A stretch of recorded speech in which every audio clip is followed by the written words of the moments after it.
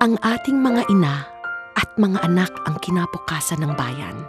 Ngunit sila rin ang pinakatinatamaan ng kahirapan. Huwag tayong pumayag. Sa October 17 to 19, tumayo tayo laban sa kahirapan. Mag-inay iligtas, batay pag-aralin. The Millennium Development Goals are a global commitment to reduce poverty all over the world by the year 2015. The Millennium Campaign is a means to that end. On the 17th, 18th and 19th, let us all stand up and take action so that people in this beautiful country of Philippines are no longer poor. Join us as we have this campaign, the Stand Up Take Action campaign against poverty. From tomorrow onward, for next 3 days, you have millions of people standing up against poverty for Millennium Development Goals.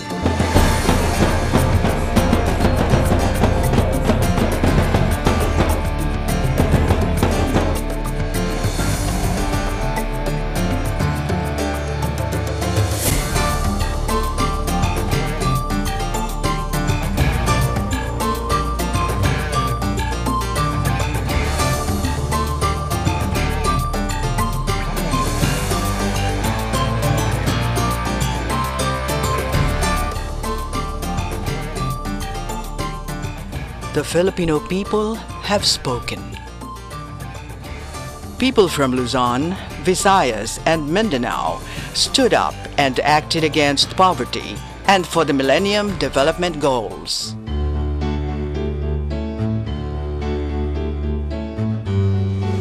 Sending a message from the highest level of government to act now and end poverty by 2015.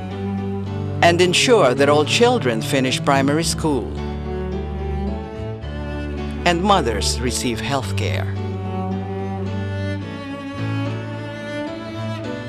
But we recognize we have to continue working with other nations in order to achieve outcomes that help everyone. The Philippines remains steadfast in its commitment to the United Nations and joins the rest of the world in celebrating the nobility of its goals.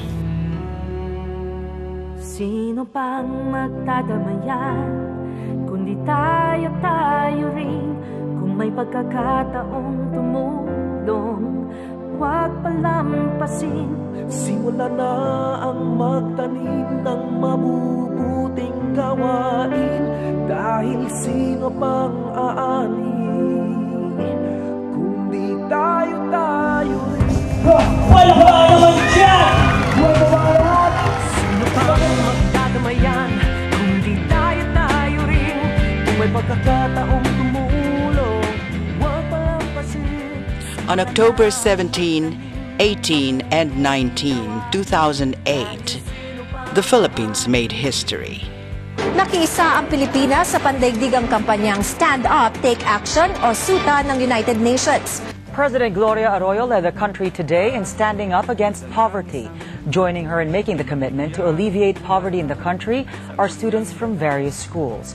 Even students are taking part in helping create awareness and alleviate poverty in the country. 3,000 elementary and high school students from De La Salle Subel School participated in the Stand Up and Speak Out campaign this morning.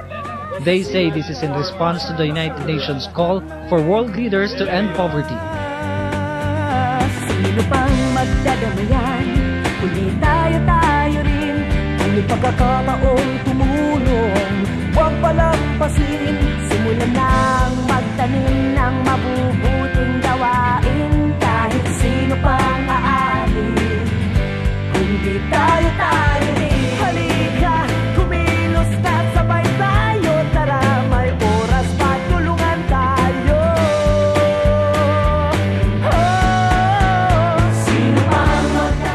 In the Philippines, 35.2 million people stood up and took action. I commend your achievement in Millennium implementation process, particularly through very successful stand up for MDG and fight against poverty.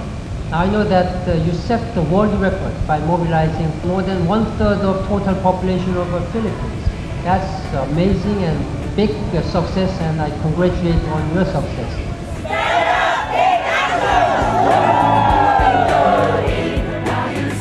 35 million Filipinos, 1/3 of the Philippine population, became one in letting its dream of a poverty-free Philippines fly onward to 2015.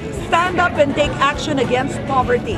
Stand up and take action against poverty. Stand up and take action against poverty. Wow, we made it.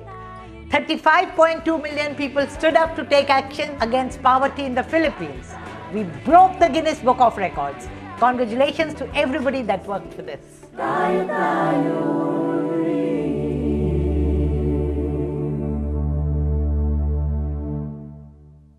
Sino pang magdadamayan, kundi tayo rin.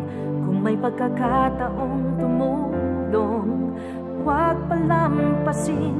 Simula na ang magtanim ng mabubuting gawain, dahil sino pang